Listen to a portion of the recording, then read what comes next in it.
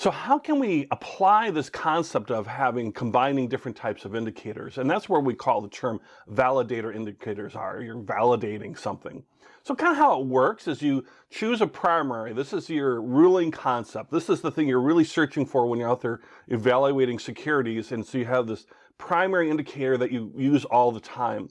And then you have a secondary indicator that comes into play once your primary has maybe found an opportunity, and your secondary is going to be kind of the confirming or say, yes, that looks good to me, the secondary indicator, so it's a go or maybe a no-go as far as investing in that security.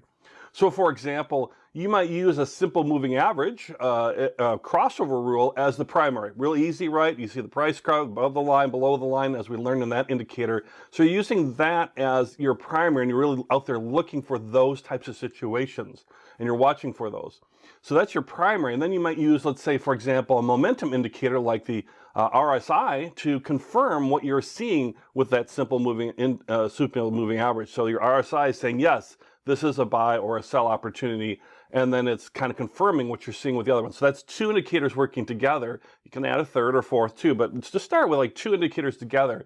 And then you take action like buying or selling, or sometimes, very often actually, do nothing until the situation lines up where your primary indicator is strong and your confirming secondary indicator is confirming that primary. It's validating, it's a validator indicator, and confirming that, that indicator, and then you're making a stronger choice with that.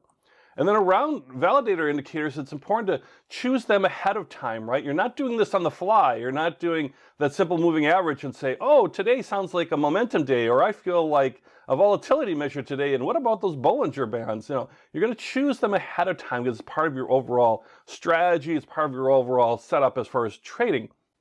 So those secondary ones, you're going to choose ahead of time, and you're going to decide how much emphasis you're going to put on that secondary indicator.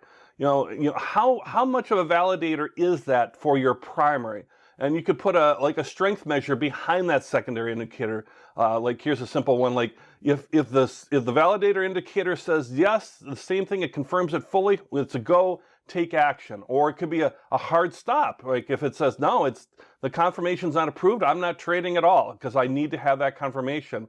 A yellow might be a warning sign as far as, you know, am I going to take action or not? It might be close but not fully, as far as, you know, maybe that secondary indicator. Maybe it's giving some signals, let's say as a buy signal, but it's not fully, you're still not fully comfortable with it. The key in this, again, is the choosing ahead of time, that what is your secondary indicator and what are you going to do when you get that measure? Are you going to make it be real strong, as in a go or no go, green or red, stop, go or stop? Or will you give a little bit more flexibility around that secondary indicator in terms of, you know, your primary? And that's a key thing with validator indicators is once you've established your plan, be disciplined and follow the plan. One of the keys to success in trading is discipline. The whole idea of trading with technical indicators, or technical analysis and indicators and other tools, is that you're taking emotion out of it. You're following a plan, you're following you know, mathematics, you're following things like market sentiment and herd mentality, all these things we learned about. So if you don't be disciplined, then you're kind of, you know, wasting a little bit of it. So be disciplined and follow the plan.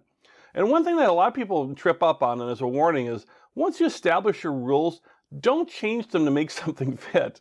You know, sometimes you might see this great strong primary indicator, say, oh, this looks like a buy, I can't wait to buy, it's so good. Let's see what the secondary says, and all of a sudden it's like, wah, wah, wah. Your secondary doesn't validate it. It doesn't confirm it. And you're like, oh, but I really want to. Maybe if I just change the time frame on the secondary, or I change a parameter on it somehow, then I can kind of make it fit. All right, well, if you're doing that, you're not being disciplined. You're basically, you know, now adjusting your rules to fit a certain situation because you've maybe been caught up in emotion, or maybe you've been caught up in, you know, like a fear of missing out. You know, there might be something more going on there. So just be aware when that happens, that don't change your rules to try to make something fit.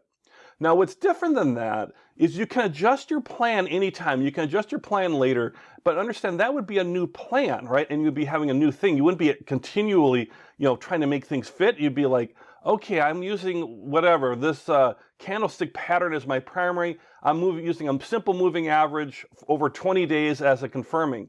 Now maybe you say, you know, I like that moving average confirming, but I'm going to still use my candlestick, but instead I'm going to use an exponential moving average, and instead of being 10 days, I'm going to move that out to 20 days and see how that goes for a little bit, and then I'm going to test that out and all that. So that's it, and that'll be now my new plan that I'm going to follow. That'll be the discipline that I'll follow then. So it's difference between trying to make things fit and trying to, and then later just making your plan better as you go along, because you'll continually keep updating or maybe refining your plan, you know, possibly. Or some folks, they find a great plan after a while or very quickly, and then they're like, this is how I trade, and then they just look for those opportunities, and that's great to be in that situation.